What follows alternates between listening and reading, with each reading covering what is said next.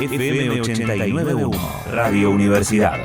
Y como todos los jueves, junto a María asistimos a lo que hemos dado en llamar el consultorio 891, en donde despejamos nuestras dudas acerca de diferentes cuestiones relacionadas a la salud. Y en el día de hoy, que estamos sintiendo, ¿no?, estos primeros fríos del año, por supuesto, y preocupa, vamos a charlar con Jorge Hefner. Él es profesor de inmunología de la Facultad de Medicina de la UBA y llegamos hoy a su consultorio para saber todo acerca de estas cuestiones. ¿Cómo le va, Jorge? ¿Qué tal? Buenas tardes. Bienvenido aquí a la radio de la Universidad de La Matanza. Hola, ¿me escuchás? ¿Qué tal, Jorge? ¿Cómo está? ¿Cómo anda?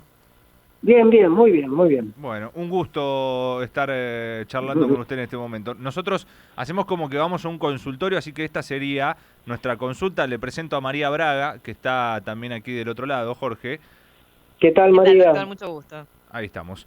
Y bueno, básicamente nuestras dudas tienen que ver con el frío. Por supuesto que estamos en un momento en el que es complicado, ¿no? Cualquier tipo de exposición al frío, que nos podemos enfermar y que puede ser alguna complicación. Así que hemos venido hasta aquí, hasta su consultorio, para que nos dé algunos consejos o algunas cuestiones a tener en cuenta a la hora de transitar por este invierno que se nos avecina. Mirá, primero, dos cuestiones, porque nada es ajeno hoy por hoy a la pandemia, claro. Eso es así.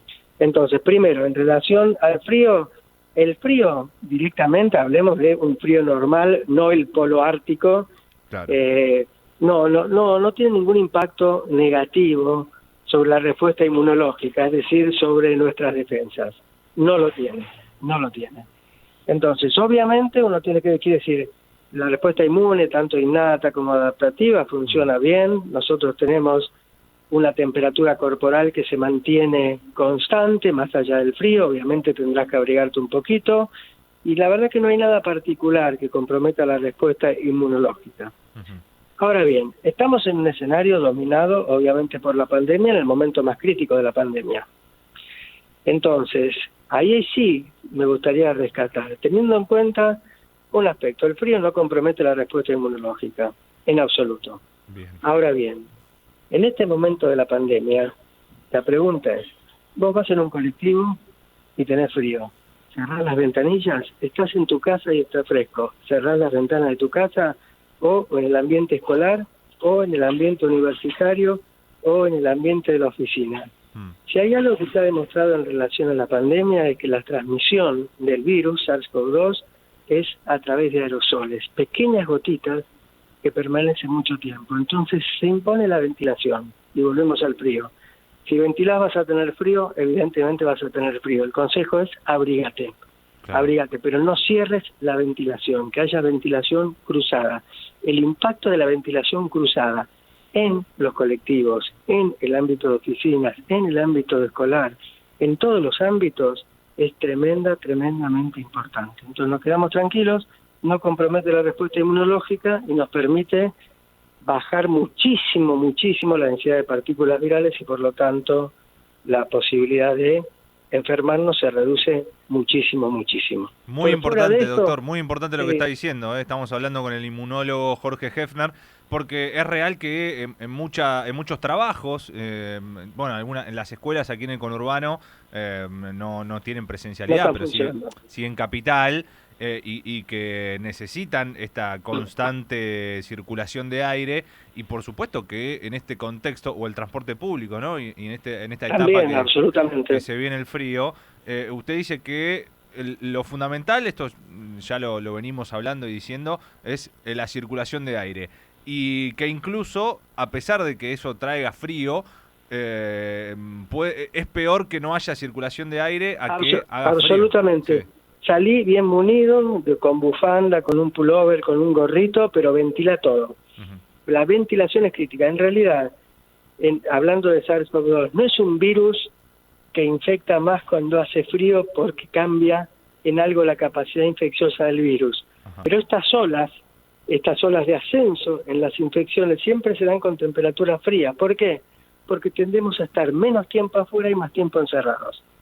Entonces, tenemos que ventilar lo posible. Esas son las imágenes que vos ves en algunos lugares donde se retomaron las actividades escolares, no en momentos como este, tan críticos no se retomaban, pero en otros países, cuando bajó la ola y se retomaban actividades escolares, vos las fotos ves a los chiquitos dentro del aula con una bufanda, con un guante, gorrito, todo puesto, guantes, y con eso te quedas mucho más tranquilo, que la posibilidad de contagio baja muchísimo. Bien, está María Braga también ahí desde su casa, pero participando en el consultorio, por supuesto. María, te escucha aquí Jorge. ¿Qué tal, doctor? Bueno, ha quedado claro por su primer comentario, su primera respuesta, que con el frío las defensas no bajan, pero sí, también lo que comentaba recién es que hay muchos virus que circulan más en épocas invernales por estas mismas condiciones, por estar más tiempo encerradas, por los estornudos y demás, ¿no? ¿Cuáles son las recomendaciones para reforzar nuestras defensas en estos tiempos, que nunca viene mal reforzarlas, ¿no? Mira, no hay manera por fuera de lo que es una vida saludable. No es que vos podés tomar algo particularmente. Entonces vamos al concepto crítico, que la verdad que muchas veces nos alejamos. ¿Qué significa una vida saludable? Una dieta saludable es decir, una dieta que en general tiende a ser pobre en grasas y ricas en vegetales y proteínas. Eso es la base de una dieta saludable. Y por otra parte, pautas en este mundo tan estresado que tenemos, para todo el mundo, muy estresado en la época de la pandemia, desde los chicos hasta los adultos, un descanso saludable. Es decir, no alcanza con dormir 3, 4 horas, 5 horas por día, tenés que dormir las 7, 8, 9 horas, lo que tu cuerpo reclame en ese sentido. Entonces, alimentación saludable, descanso, de acuerdo a lo que te vaya pidiendo tu cuerpo, son 2 medidas muy elementales que lo que hace es que todo funcione bien. El tercer punto, que eso sí hay muchos estudios que lo demuestran, es el sedentarismo. El sedentarismo compromete la eficiencia de la respuesta inmune. Y eso trasciende todas las edades, desde la gente joven y la gente adulta e incluso los más viejitos de todos. Es decir, que cada uno tiene que hacerse una rutina de cierto nivel de ejercicios para fortalecer lo que es capacidad respiratoria, capacidad muscular, repercute sobre el funcionamiento de la respuesta inmune. Alimentación saludable, apropiado y un nivel de ejercitación que las personas adultas deberán consultar con su médico de cabecera a ver qué pueden hacer y qué no pueden hacer, pero nunca es bueno quedarse toda la tarde. Ahí, lo estamos perdiendo a Jorge. Hola. Ahí está. Se entendió todo perfecto, Jorge, se cortó al final. Justamente que ayer hablábamos de la importancia del movimiento en la tercera edad, fundamentalmente, ¿no? Que se piensa por ahí que no pueden hacer nada y simples movimientos o ejercicios fáciles son muy necesarios.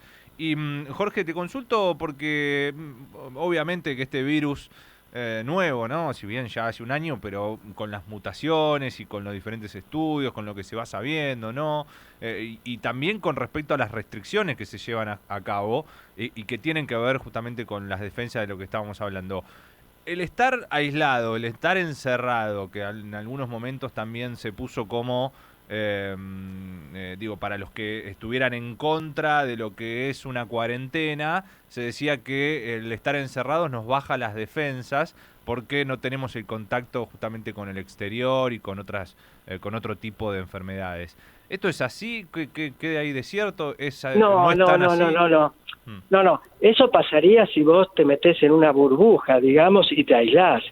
Pero si vos estás en tu domicilio, ya alguien va a hacer las compras, abrir las ventanas, ya tenés un contacto cotidiano con centenares y centenares de microorganismos distintos.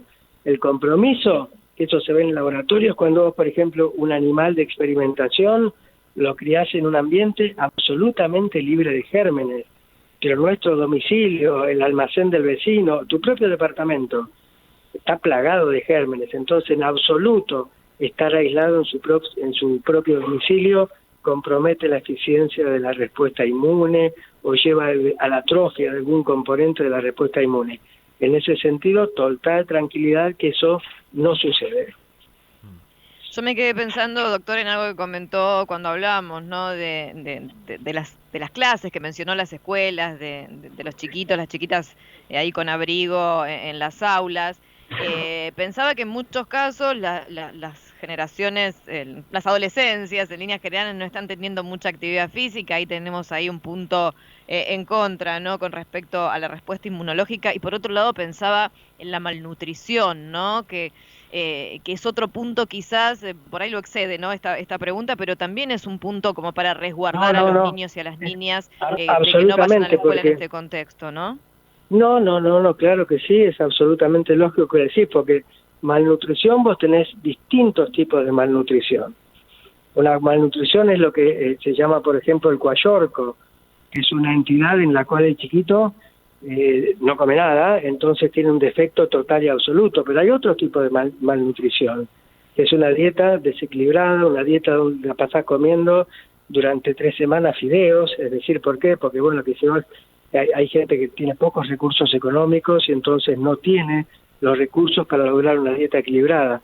Y el problema de una buena nutrición es tremendamente importante para todo y también para la respuesta inmune. Totalmente, por eso pensaba, ¿no? Que los chiquitos y las chiquitas están resguardados, ¿no? Cuando no están recibiendo una buena alimentación y encima tienen que estar dentro de las aulas. Y otra cosa que le quería preguntar es, quizás se ha hablado mucho de los síntomas de COVID y demás, pero quisiera reforzar para la gente que nos está escuchando, ¿cómo diferenciamos estos síntomas de un resfrío común, de quizás de una gripe común? Si es posible diferenciarlos claramente en este contexto donde mucha gente quizás se va a encontrar con algunos síntomas confusos y va a tener miedo seguro de que sea el COVID, ¿no? Sí, mira, el punto es que como vos sugerís en tu misma pregunta, no es clara la diferenciación, no es clara. Es decir, la gripe, que tiene que ver con un virus distinto, que es el virus influenza, o COVID, en las primeras etapas, que es donde más importa, no es clara. No tenés una sintomatología radicalmente diferente. Y más en los chiquitos, porque los chiquitos en general, no siempre, pero en general tienden a manifestaciones menos severas de la enfermedad. Y el punto es que en un momento en que el sistema de salud está tan tensionado, y eso no tiene que ver solamente con que hay pocas camas en terapia intensiva, y hay muy pocas camas, sino que la gente llega tarde a la consulta en el centro de salud. Y esta patología en los adultos tiene una característica, que es lo que llamamos hipoxia silenciosa, es decir, cuando el virus ataca lo que es el árbol respiratorio, en esta patología, esta hipoxia, que es una falta de oxigenación, a veces no te das cuenta y sin embargo progresa. Y hasta que no te meten el saturómetro, que es esa cosita que te meten en el dedo para saber qué tensión de oxígeno tenés, no te das cuenta. Y un problema es que la gente llega tarde al centro de salud. En parte porque la consulta médica se retrasa, porque los médicos están hasta la manija, saturados totalmente de consultas, y por otra parte porque el mismo paciente a veces no se da cuenta que está progresando la enfermedad. Entonces, ¿cuál es la salida?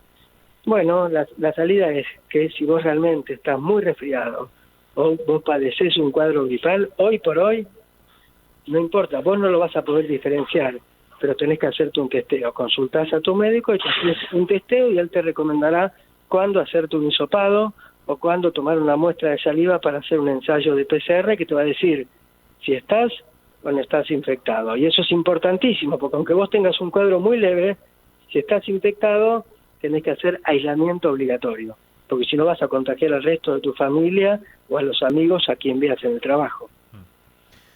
Profesor, muy claro todo, Muchísimas gracias por haber participado aquí con nosotros y por haber sacarnos varias dudas que teníamos por aquí, así que le agradecemos. No, gracias a ustedes y les mando un abrazo. Un abrazo grande. Jorge Hefner, profesor de Inmunología en la Facultad de Medicina de la UBA, y bueno, aclarando algunas cuestiones aquí en el consultorio. Desde la Universidad Nacional de La Matanza, Radio Universidad FM 89.1. Siempre cerca.